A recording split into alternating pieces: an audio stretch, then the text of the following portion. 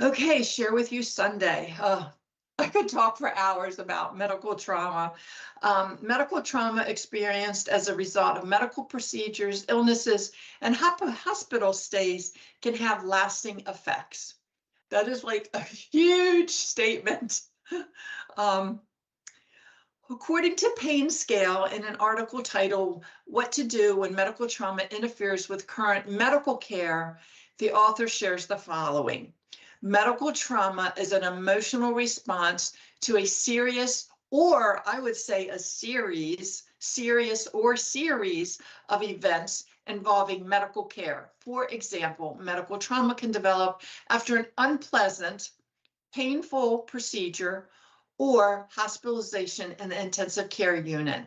Medical trauma can also occur when an error is made, such as when the wrong medication is prescribed or when a surgical mistake leads to a complication. I think it happens more with routine things than mistakes, although they do happen. I'm not making light of that at all.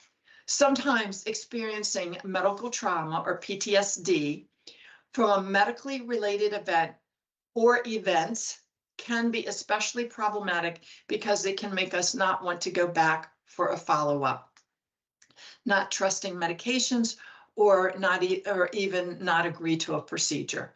Here's an overview of 6 steps to take when trauma interferes with your care. Consider appointment times, involve a family member or friend. Be honest with your medical team. That is really important. Try breathing or relaxing techniques. I use this breathe in and out. Be willing to ask for help. There's a variety of therapeutic methods, such as EMDR. Seek a new doctor if necessary. Raise your hand if you've changed doctors. That would be me. I started interviewing doctors. And then they just do give more information down there. And Josh, you'll have to cut me off, but I will talk a little bit about medical trauma. I don't think you can enter the world of aortic disease and not have somewhere on the scale some type of medical trauma.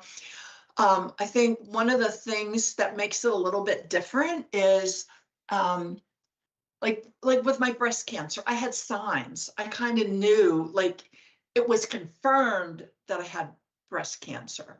If you go to the doctors with a sore throat, you can confirm that you have strep throat. Your eyesight might start going bad. You might be diagnosed with a disease because you've been having problems with your kidneys or stomach problems.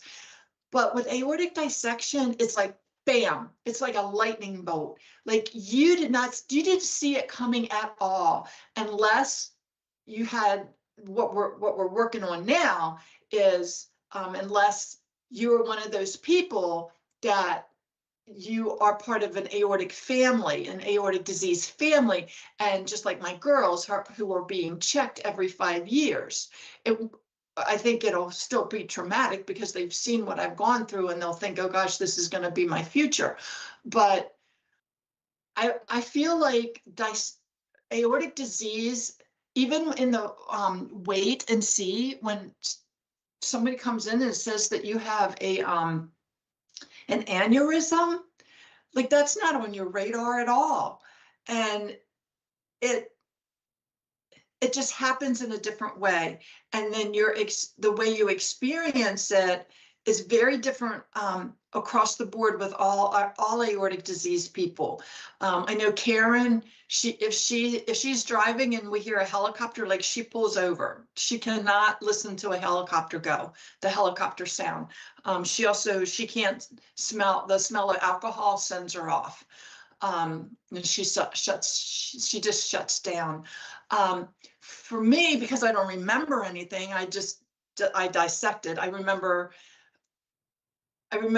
going into the CAT scan.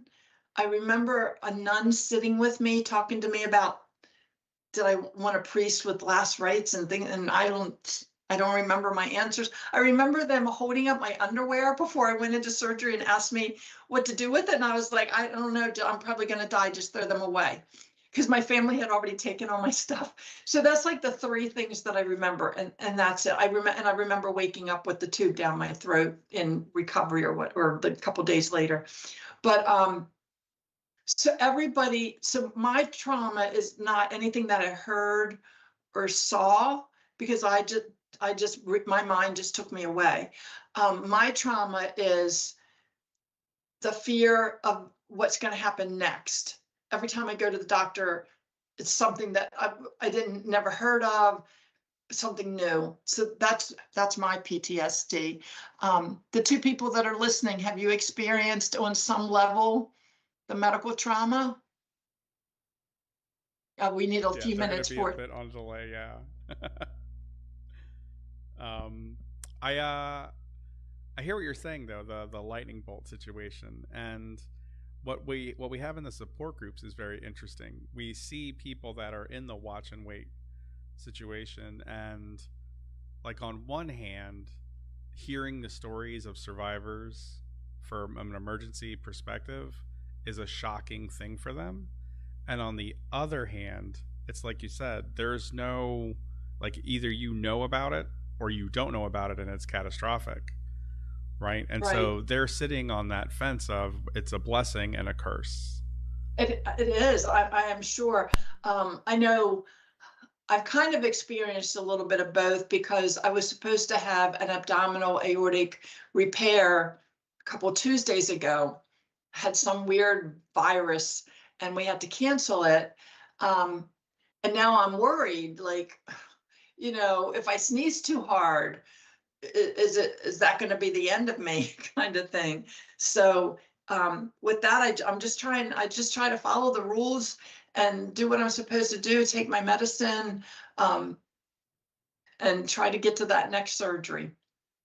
So, but I think that anybody that is, I think with the medical trauma, I think it's one of the things that we do best with our support groups is a safe place to talk about it and a safe place to validate it. Um, Also, a safe place for people to explain what they've tried as far as techniques or ways to stay calm, or to address that always being hyper vigilant that something's going to happen. I think it's one of the things we do best is our support groups providing a safe place with good information, solid information, and the willingness of people to share is great. So